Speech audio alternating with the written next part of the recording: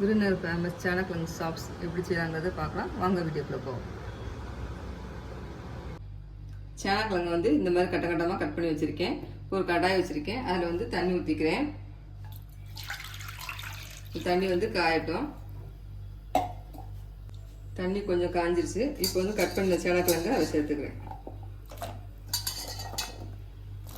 இப்போ வந்து கொஞ்சோண்டு மஞ்சள் பொடி போட்டுக்கிறேன். இந்த அளவுக்கு போட்டால் போதும், போட்டுக்கிறேன். அதுக்கடுத்து கொஞ்சோண்டு புளி எடுத்து வச்சுருக்கேன். அதையும் போட்டுக்கலாம். நான் கறிக்காமல் இருக்கக்கா கொஞ்சோண்டு புளி புளி கரைசல் ஊற்றிக்கலாம். நான் புளி கொஞ்சோண்டு போடுறேன். இதெல்லாம் கொதிச்சுட்டு இருக்கட்டும். நான் உப்பு போடலை, கொஞ்சம் கொதிக்கும் உப்பு போட்டுக்கலாம். அதுக்கடுத்து வந்து நம்ம தேவையான மசாலாலாம் இப்போ அரைக்க போகிறோம். கொஞ்சோண்டு சின்ன வெங்காயம் ஊற்றி வச்சுருக்கேன். இஞ்சி பூண்டு ஊற்றி வச்சுருக்கேன். அப்புறம் வந்து ஒரு தக்காளி, மீடியம் சைஸ் தக்காளி வந்து கட் பண்ணி வச்சுருக்கேன். இப்போ எல்லாத்தையும் வந்து மிக்ஸி ஜாரில் அரைச்சிக்கலாம். இப்போ கல் உப்பு போட்டுக்கிறேன் கொஞ்சோண்டு.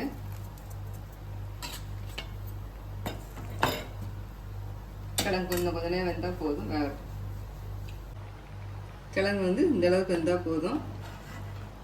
இப்போ வந்து இப்படி கத்தியை வச்சு இப்படி ஏதாவது கையை வச்சு சூடாக்காமல் கத்தி வச்சுருக்கேன். கையை வச்சு கூட அமைக்கலாம். இந்த அளவுக்கு இப்படி அமுனா போதும். இப்போ அடுப்பு ஆஃப் பண்ணிவிட்டு வடிகட்டிக்கிறேன்.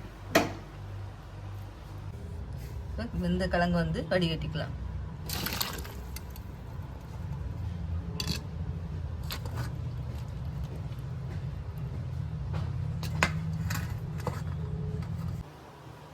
வேக வச்சு தண்ணியில் எடுத்து வச்சுருக்க கிழங்கு வந்து இப்போ வந்து எண்ணெய் காய வச்சுருக்கேன். அதில் போட்டு பொரிச்சுக்கிறேன்.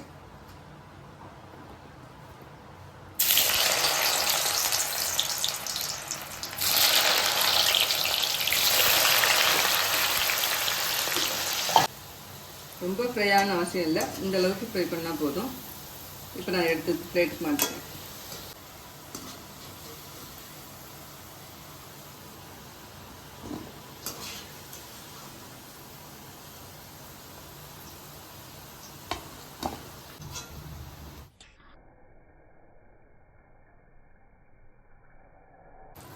ஒரு கடாய் வச்சு எண்ணெய் ஊற்றி வச்சுருக்கேன். இப்போ வந்து எல்லா ஸ்பைசஸும் போட்டுக்கிறேன்.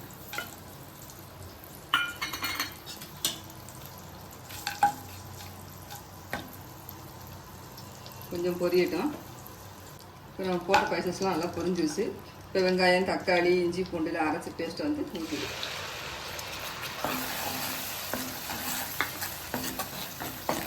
இந்த பச்சை வாசனை போகிற வரைக்கும் நல்லா கிண்டி விடுங்க.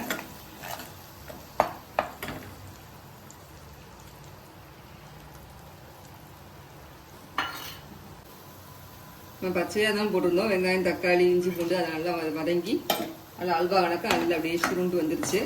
இந்த ஸ்டேஜில் வந்து நம்ம எல்லா மசாலா பொடிகளும் போட்டுக்கலாம். காரத்தக்கன மிளகா பொடி போட்டுவாங்க. கொஞ்சோண்டு மல்லித்தூள். கொஞ்சம் மசாலா தேவையான உப்பு போட்டுக்கிறேன். கிழங்கு கொஞ்சம் உப்பு போட்டோம். இது தக்காளி மட்டும் உப்பு போட்டிருக்கேன். உப்பு விட்டு நல்லா கிண்டி விட்டுக்கலாம்.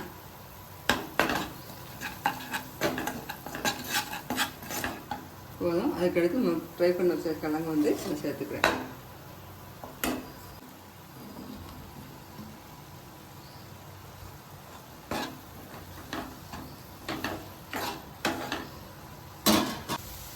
சேனக்கிழங்கு சாப்ஸ் வந்து நல்லா மொறு ரெடி ஆகிட்டு இருக்கு. இது ஃபைனல் டெஸ்ட்டுக்கு வந்து இப்போ நான் வந்து கொஞ்சம் கருவேப்பிலையும் முந்திரி பருப்பையும் எண்ணெயில் பொரித்து போட போகிறேன். அதுக்கு எண்ணெயை காய வச்சுருக்கேன். இப்போ வந்து கருவேப்பிலையை போட்டுக்கிறேன்.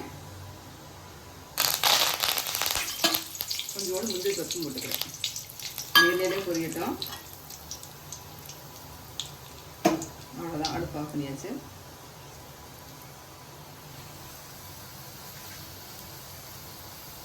இந்த கருவேப்பிலையோடு சாப்பிடும்போது ரொம்ப சூப்பராக இருக்கும். மட்டன் சிக்கனே தோற்று போகிற அளவுக்கு சேனக்கிழங்கு சாப் வந்து சும்மா சூப்பராக ரெடி ஆகிடுச்சு. நீங்கள் செஞ்சு பார்த்து எப்படின்னு கமெண்ட் பண்ணுங்கள். எங்கள் சேனல் பிடிச்சிருந்துச்சுன்னா சப்ஸ்கிரைப் பண்ணுங்கள்.